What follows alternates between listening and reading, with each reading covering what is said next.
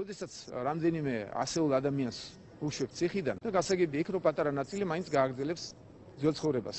და რა თქმა უნდა, რაღაც რამდენიმე დღე შესაძლებელია რომ ქალაქში რაღაც მოხდეს და საზოგადოება ამას გაგებით უნდა მოეკიდოს. რაღაც დროებით ალბათ რაღაც იქნება აფეთქებები მაქვს ხედულობაში რომ სადღაც მანქანა გატეხეს, სადღაც ბინა გატყდა დამატებით და მოსახლეობამ გაგებით მოეკიდოს.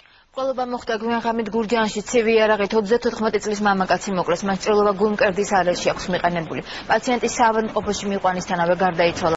ამ დრომდე უცნობია რა გახდა ორგანიზაცია საქართველოს სკაუტების თანამშრომლის გარდაცვალების მიზეზი. დავით ზექარიშვილის ცხედარი დღეს ქუთაისში საკუთარ ბინას შეიპოვეს. ერთ-ერთ ვერსიად მკვლელობა განიხილება, გარდაცვლილის ხელზე მრავლობითი ჭრილობები აღმოჩენილი. რუსთავში განზრახ-მკვლელობის ბრალდებაში ეჭვმიტანილი დააკავეს. ძალოვანი უწყების ინფორმაციით მას საკუთარი მშობლები დანით სასიკვდილოდ დაჭრა. მცოლ-ქმარი ადგილზე გარდაიცვალა. სოფელ ხირსაში 40 წლის მამაკაცი მოკლეს. ნიკოლოზ მენთეშაშვილის წარსულში მკვლელობისთვის ნასამართლეულმა თანასოფლელმა ცივი იარაღის გამოყენებით ბეჭის არეში რამდენიმე ჭრილობა მიაყენა. იგი საავადმყოფოში მიყანამდე გარდაიცვალა. სამართალდამცველები რამდენიმე ახალგაზრდას ეძებიან, რომლებსაც ბოლოს მოემსახურა ტაქსის მძღოლი 60 წლის მამაკაცის დასახიჩრებული და ყელგამოჭრილი ცხედარი დღეს იპოვეს. ამ დრომდე უცნობია მკვლელობის მოტივი.